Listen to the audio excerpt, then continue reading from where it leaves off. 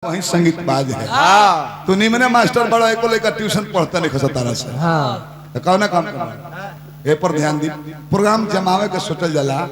हंसी मजाक को के जमावल जो प्रोग्राम और वो लागो तनी अपना के गोयत्री ठाकुर बने। गंभीर व्यास गोयत्री ना हो खबी। अब हम गोयत्री ठाकुर होए होए सामीनाथ बैठ के ले बनते बनत अनहर के कारण रमान भाई हमारा ओम प्रकाश यादव जी कमेटी में बहुत ज्यादा भले केहू अध्यक्ष होके केहू सदस्य होके ई 6 महीना पहले ही से ओम प्रकाश भाई रमान भाई बेचैन हो जाला हे तारीख हो कहीं कबा के चली आई जाए रवा लोग का प्रोग्राम के चलते हम बाहर के प्रोग्राम ने ले कुल व्यास बाहर गए बड़े से 1 लाख में 70,000 में गावे ना रूल नोट पर रोजे कमाई जाता कम से कम साल भर में 1-2 बेर 10 क्षेत्र के लोग से तो होता नहीं बाहर तो बराबर रह जाता। हम बाहर का प्रोग्राम बन कर देने को सुनले बनी कि दिल्ली बॉम्बे गई बनी कलकत्ता हमार गाड़ी जहाँ ले जाए ट्रेन से जाए वाला व्यवस्था ना हम गाँव ही से जीवल बनी है नहीं से उत्थान भइल बा ए बार 20,000 लिया था 25,000 लिया था वो दिन हमारे याद पड़ेला हम जितेंद्र जा 11 समय रह जनू अरे वो हमारे के पुहर बोल लगता नहीं रवा सब बोल हमार लड़का भइल बा कृषवा हाथ ना बोल लंबाई में उम्र में ना और वो हमारे के लगता नहीं कहे कि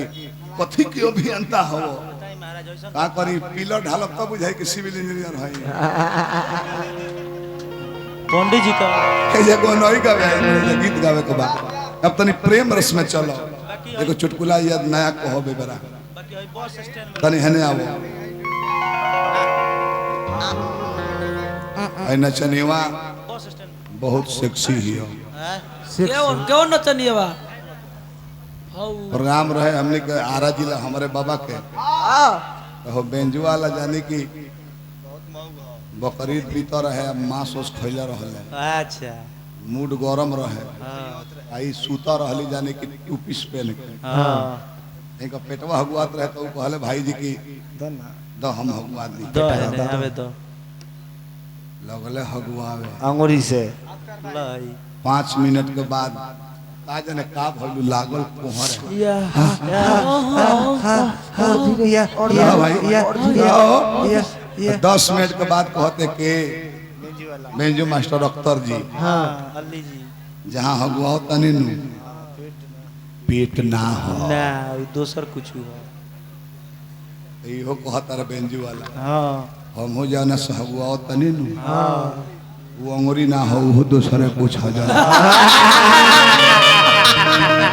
अच्छा मैं कहा अश्लील बाबा ढके हुए अंग का नाम रखना अश्लीलता है तब तो पहले कहे के साथ हलो लोग बुझियो गइल नामो गलती ना धइलो ओ सलील कहला सिंगार रस द्रौपदी के अंग अंग के बड़ाई वेद व्यास जी महाभारत में कइले बड़े वाल्मीकि जी सीता जी के सुंदरता के बड़ाई कइले बड़े इस सिंगार में आवेला अश्लील का हो जन तोपल बा ओकर नाम ध देहलो उहे अश्लील हो बकिया सब सिंगार में आवेला तो है न चनिया अरे राम हो राम दिल्ली जाता है रिजर्वेशन में 3 लाइन सीट होला न हां सबसे ऊपरला पर चढ़ के सुत गइल हलुक भी अनुभव हां एकदम हां उर्दू की ऊपरला सीट पर चढ़ गेले सुत गइल हां ये का अच्छा कहता है बड़े संदीप बाबा है न सुतल बिया हे 3 गो लाइनवा में के बिचला सीटिया गिरा के हां आइए बगल वाले ऊपरवे ताको हमर बुझाइल कि कर नेचर ठीक नहीं के ना सबे सुत गइल हम जानबूझ के सुत गइल ऐसे कह के हां त्रिवेणी बन के जैसे हम सुधरनी है ई जान ले रा भाई ई जान ले कि अभियंता जी सुत गइल बाड़े हां जन्नी आ पले पर्वत ले ओने ओने हां ठेहुनवा लौके हां करिए आई ठेकैता मलिकार एक टोकिया तकता रहे लौकी जा अरे तो नियम पहले हम देखनी ना लंगड़ आदमी पानी बोतल में ले ना रहे ना किनबो ना कइलो ना हरि के महिमा परंपार कहां से दुने चिरुआ पानी कहीं आँखिए पर मारत तई शहर में बोलता रहे ये चंचल सुख हसीना ये कैसी नादानी है कैसी हो कहते कि जिसे देखने के लिए तू तड़प रहा है ये उसी झील का पानी है। अरे ये सिटी का पानी है सिटी में कहा अश्लील बाबा बार वो बताई लेके टीक में लगा लो अश्लील कहीं लेकिन ये है 3 घंटा इंतजार करा के प्रेमिका पहुंचल बड़ी क्या है प्यार लंगड़ प्रेमी के लगे तू बड़ा जोर से कोई तरह तरह सवतिया डाह ले लगे हो के बल्ला को ठेकला पर क्या है प्यार मोहब्बत सवतिया डाह तरह लेता दे ना बाबू हम देखता नहीं हतना देर इंतजार करे वो प्यार लैला मजनू के भई रहे हाँ। लैला के गाल पर ताबड़ मारल जाओ मिलबे मजनू पर चिन्हा हो जाए मजनू के डांड पर कोड़ा समझ मिलबे तोरी अरे माई लैला पर चिन्हा हो जाता एगो उस समय कैसा रहे लैला पिटास पर मजनू जान जा सब मजनू पिटास लैला जान बाबा ए बड़ा मजनू अपना घर लैला अपना घर जानते लेके हंसाता हूँ मजनू हंसाता रहे ये घड़ी के लैला मजनू वालो चाचा जी लैला लबदा ले पिटा तारी मजनू बाना पर से झांको तारे कि रे सरवा हमरो कराओ तारे से हमरो भागे रोज रोज के 3 घंटा इंतजार करे खड़ा कोई तू 3 घंटा इंतजार कराओ तारू हाई भी टाइम दी 10 बजे 9:30 में हाजिर रही टोपी ओपी लेके एकदम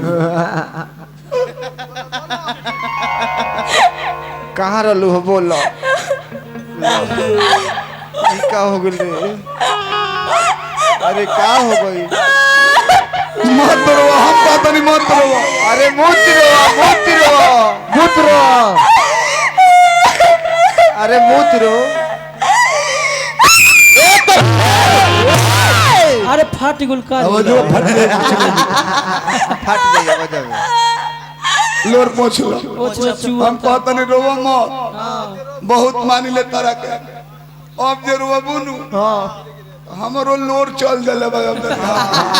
गिर जाई धरती पर पलक पर रोकले बानी कसम बोल अरे का भइल बा बोला बे का भाई अरे का काहे रो तारे रास्ता में कोनो लेला सनानु मोबाइल में पैसा अरे का भाई बुचिया कोनो पहला सब बातचीत रास्ता में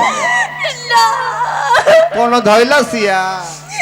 कोनो कुकुर दौड़ैला सब कोनो साढ़ घेरले रहलो कोनो मिसत रहल ह कोनो कान मिसला सब रास्ता में कुछ ना भइल रहलो कोनो घटना ना भइल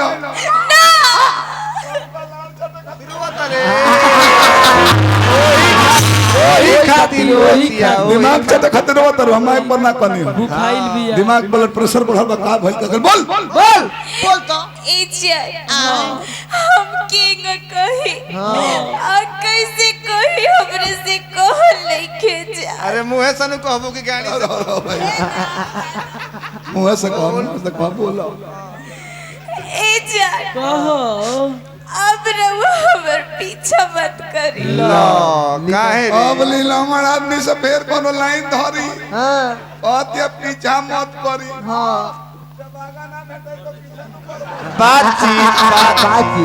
बातचीत आगा भेटे तू बातचीत कर तू हां आई लव यू कहते तो हम पीछा पीछा घूमित दी इज्जत